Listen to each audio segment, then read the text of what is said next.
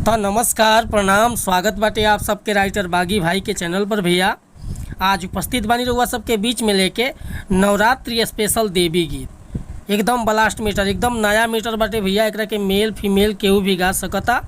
बहुत बढ़िया गीत के रचना के लिए बनी रहुआ सबन खतरा।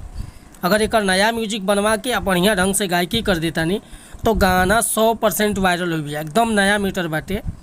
खासकर एकरा के फीमेल केहू गावता ना तो और बेटर होई, आ मेल केहू गावता तो लीड पर काम लेडीज करी। ठीक बा, लिपसिंग खाली रुआ देवे के पड़ी। ज़बरदस्त मीटर बा। तो चलिए स्टार्ट कर लिया कि कैसे गावे के बा, का एकर धुन बा, कैसे लय कंपोज बा। स्टार्ट कर से पहले भैया एगो बात बतावल चाहब कि रुआ अगर नया सिंगर बानी या सिंगिंग में इंटरेस्ट बा, अच्छा मीटर के तलाश में बानी, अच्छा गीत नहीं खे मिलत, अच्छा मीटर नहीं खे मिलत, अच्छा म्यूजिक नहीं खे मिलत, अगर हमरा चैनल पर आ गए बानी भैया तो निश्चिंत रही, निराश भइला की जरूरत नहीं खे। रउआ जैसन भी मीटर चाहत होखब लिखवावे के ना, हर तरह के मीटर मिली हमरा कलम के जरिए। काहे कि भैया हमहूँ काफ़ी दिन से राइटिंग करेनी तो अनुभव बा। रउआ जैसन मीटर चाहत होखब लिखवावे के, चाहे हिंदी में चाहे भोजपुरी में, दोनों भाषा में हम गीत लिखेनी भैया। और हर तरह के गीत लिखेनी, जैसे कि सैड सॉन्ग, लव सॉन्ग, लोकगीत, चाहे देवी गीत, श्याम भजन, राम भजन, आता है रुआ धोबी गीत लिखवा सकतनी, पूर्वी लिखवा सकतनी, निर्गुण लिखवा सकतनी। हर तरह के मतलब अनुभव बा लिखला के। तो रुआ कोनो भी प्रकार के मीटर लिखवावे के बा भैया बेहिचक संपर्क कर सकीले। बिल्कुल उचित चार्ज में रुआ के मस्त मीटर मिली भैया। मीटर में कोनो प्रकार के शिकायत ना मिली, तुकबंदी रुआ के कहीं खटकी ना, गावे में कोनो प्रकार के दिक्कत ना हुई। ठीक बा।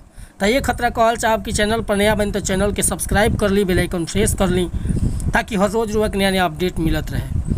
आज के मीटर देखी कैसे मुखड़ा बाटे कि चरण बचपन से पूजले बानी हम तोहार हे माई। लड़की कहतिया कि चरण बचपन से पूजले बानी हम तोहार हे माई। आ रघुनंदन जस दुल्हा दे हब हमारे माई। रघुनंदन जस दुल्हा दे हब दिलदार माई। कि चरण बचपन से पूजले बानी हम तोहार हे माई।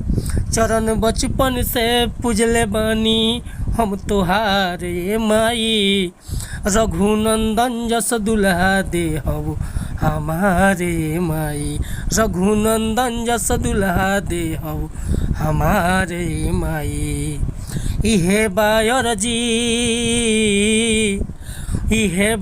जी कली हमरो स्वीकार माई। इहे बायर जी कली हमरो स्वीकार माई। रघुनंदन जस दुल्हा दे हब दिलदार माई। रघुनंदन जस दुल्हा दे हब हमारे माई। इलाय बाटे भैया एगो गाना रहे, अरे कोई पत्थर से न मारे मेरे दीवाने को, लेकिन एक अंतरा हम चेंज करके लिख ले बानी। अगर ये मीटर रुआ पसंद बा, फुल गीत लिखवावे के चाहतनी तब बिल्कुल उचित चार्ज पर ही गाना रुआ के व्हाट्सअप के जरिए मिल जाए भैया। हमार व्हाट्सअप नंबर बाटे 8874473128। तरुआ बेहिचक कोनो प्रकार के मीटर लिखवावे खतरा भैया फ़ोन कर सकतनी, चाहे व्हाट्सअप कर सकतनी। बिल्कुल उचित चार्ज पर हुआ के मस्त मीटर मिली भैया। चाहे पर्सनल मीटर, चाहे ई मीटर, और चाहे ट्रैक पर, चाहे नया सॉन्ग, कोनो गाना खतरा मिला तनी अगला वीडियो में। तब तक क्लियर हुआ सब सहमति चाहतनी। नमस्कार भैया, प्रणाम, धन्यवाद। जय हिंद, जय भारत, जय भोजपुरी।